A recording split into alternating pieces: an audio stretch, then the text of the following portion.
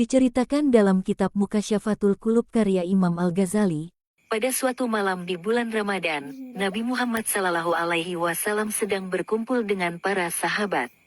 Tiba-tiba seorang sahabat melihat Nabi Muhammad SAW tersenyum lalu bertanya, "Apa yang membuatmu tersenyum wahai Rasulullah?" Rasulullah menjawab, "Diperlihatkan kepadaku hari akhir ketika semua manusia dikumpulkan di padang mahsyar. Semua nabi dan rasul berkumpul bersama umatnya masing-masing kemudian masuk ke surga. Ada salah seorang nabi dengan membawa pedang, tidak memiliki pengikut satupun, masuk ke dalam surga. Dia adalah Samun. Samun alias Samson alias Simson dalam bahasa Ibrani merupakan salah seorang nabi dalam ajaran agama Islam yang dikenal dengan nama Samun Gosi alaihi salam. Beliau adalah orang yang memiliki kekuatan super luar biasa dan tak terkalahkan. Allah Subhanahu wa Ta'ala memberikan mukjizat kepada Nabi Samun yang bisa melunakkan besi, memutus rantai yang besar serta merobohkan istana. Nabi Samun berasal dari Palestina, tepatnya Gaza atau Gaza. Beliau diutus berdakwah untuk kaum Bani Israel di tanah Romawi. Nabi Samun memiliki sebuah senjata mirip pedang yang terbuat dari rahang unta bernama liha jamal. Konon ceritanya hanya dengan pedang tersebut, Nabi Samun telah membunuh ribuan kaum kafir. Ketika Nabi Samun haus, pedang itu dapat mengeluarkan air. Dan ketika beliau lapar, pedang itu bisa menumbuhkan daging. Pada masa itu paganisme tumbuh begitu subur di kalangan Bani Israel. Semua orang menjadi penyembah berhala dan hanya mementingkan harta benda. Maka diutuslah Nabi Samun untuk menyampaikan risalah Allah Subhanahu wa Ta'ala dengan penuh ketakwaan. Dalam berdakwah, beliau selalu menyebut, "La ilaha illallah," artinya tiada Tuhan selain Allah. Namun karena begitu sesatnya mereka, hingga Nabi Samun tidak memiliki pengikut satu orang pun. Hal itu tak menjadi masalah baginya. Dengan ketangguhan dan kekuatan yang dimiliki, Nabi Samun terus menentang penguasa pada waktu itu bernama Raja Israel. Nabi Samun Gozi selalu memenangkan pertempuran melawan kaum kafir dan tidak pernah kalah. Kaum kafir sampai ketakutan dibuatnya. Hingga akhirnya Raja Israel memakai cara-cara licik untuk menaklukkan Nabi Samun. Sang raja mengadakan sayembara kepada siapa saja yang berhasil mengikat dan membawa Nabi Samun ke istana, maka akan diberikan imbalan emas dan permata yang sangat banyak. Raja kemudian mempunyai ide untuk menawarkan hadiah kepada istri Nabi Samun. Raja bertanya, "Wahai istri Samun, apakah kamu mencintai suamimu?" Sang istri menjawab, "Tentu saja Raja." Kemudian Raja bertanya lagi, "Kamu tahu kan bahwa suamimu membuat kita semuanya ketakutan?" Sang istri berkata, "Tentu saya juga tahu itu Raja." Raja lantas memberikan penawaran kepada istri Nabi Samun. "Maukah kamu menaklukkan suamimu dan membawanya ke istana? Atas keberhasilanmu kelak akan diberikan imbalan berupa emas dan permata yang berlimpah." Tergiur akan penawaran sang raja, maka istri Nabi Samun pun menyanggupinya dan berkata, "Baik Raja, saya siap." Kemudian oleh raja diberikanlah tali untuk mengikat tubuh Nabi Samun. Percobaan di hari pertama, sang istri menunggu Nabi Samun yang sedang salat, namun karena terlalu lama akhirnya sang istri mengantuk hingga ketiduran. Hari berikutnya ketika Nabi Samun sedang tertidur, sang istri kemudian mengikat badannya. Nabi Samun lantas terbangun dan bertanya, "Wahai istriku, apakah engkau yang mengikat tubuhku?" Sang istri menjawab, "Aku hanya mencoba seberapa kuatkah dirimu." Kemudian tanpa kesulitan tali itu diputus Nabi Samun dan terlepas dari tubuhnya. Percobaan ketiga pun menemui hal yang sama. Karena selalu tidak berhasil, akhirnya sang istri menggunakan strategi rayuan. Dia bertanya kepada Nabi Samun, "Wahai suamiku, apakah gerangan yang bisa mengalahkanmu?"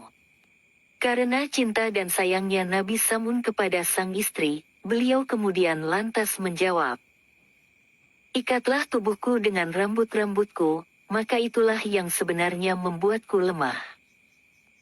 Nabi Samun memiliki rambut yang sangat panjang hingga menyentuh tanah. Maka keesokan harinya sang istri pun mengikat tubuh Nabi Samun dengan potongan rambutnya sendiri. Setelah lemah tak berdaya, sang istri mengabarkan kepada Raja Israel, kemudian dibawalah tubuh Nabi Samun ke istana. Di sana beliau disiksa dan akan dibunuh secara perlahan. Kedua mata dibutakan, telinga, kaki dan tangannya pun dipotong. Atas kejadian itu Allah Subhanahu wa Ta'ala memerintahkan malaikat Jibril turun dan menemui Nabi Samun lalu bertanya, "Apa yang engkau inginkan wahai Nabiullah?" Nabi Samun menjawab, "Saya minta ampun atas kesalahan yang seharusnya tidak saya beritahukan kepada siapapun termasuk istri saya. Dan saya meminta agar kekuatan saya dikembalikan hingga bisa menggerakkan tiang istana ini." Seketika itu juga kekuatan Nabi Samun dikembalikan oleh Allah, hingga beliau bisa menghancurkan tiang dan merobohkan istana. Reruntuhan istana menjatuhi masyarakat, sang Raja Israel dan bahkan istrinya sendiri, hanya Nabi Samun saja yang hidup. Kemudian dikembalikan kedua kaki, tangan, telinga dan mata beliau. Nabi Samun kemudian bersumpah bahwa dia akan melawan kebatilan dan beribadah selama 1000 bulan tanpa henti. Dalam cerita nabi-nabi, Nabi Samun telah melaksanakan ibadah puasa di siang hari dan salat malam selama lebih kurang 1000 bulan tanpa terputus.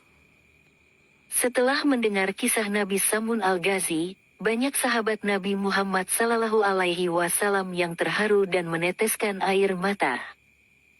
Lalu bertanyalah sahabat kepada Rasul, "Wahai Rasulullah, betapa besar ganjaran yang diterima Nabi Samun Al-Ghazi, beliau memberantas kebatilan selama 1000 bulan. Malamnya beliau beribadah dan siangnya berpuasa serta berjihad. Sedangkan kami yang lemah ini tidak mampu melakukan ibadah itu." Nabi Muhammad Sallallahu Alaihi Wasallam kemudian terdiam sejenak. Di saat itulah turun wahyu dari Allah Subhanahu wa Ta'ala surat Al-Qadr ayat 1-5 sebagai berikut. "Inna anzalnahu fi lailatul qadar, sesungguhnya kami telah menurunkannya Al-Quran pada malam Qadar. Wa ma adraka ma lailatul qadar, dan tahukah kamu apakah malam kemuliaan itu? Lailatul Qadri khairum min alfi sahar, malam kemuliaan itu lebih baik dari 1000 bulan. Tanazzalul malaikatu warruhu fiha biismi rabbihim min kulli amar, pada malam itu turun para malaikat dan ruh Jibril dengan izin Tuhannya untuk mengatur semua urusan. Salamun hiya hatta amat lail fajar, sejahteralah malam itu hingga terbit fajar." Rasulullah kemudian bersabda, "Burulah malam Lailatul Qadar ini, kalian hanya mengamalkan 1 malam dan mendapatkan malam Lailatul Qadar itu, maka kamu akan mendapatkan lebih baik daripada beribadah 1000 bulan seperti Nabi Samun Al-Ghazi alaihi salam."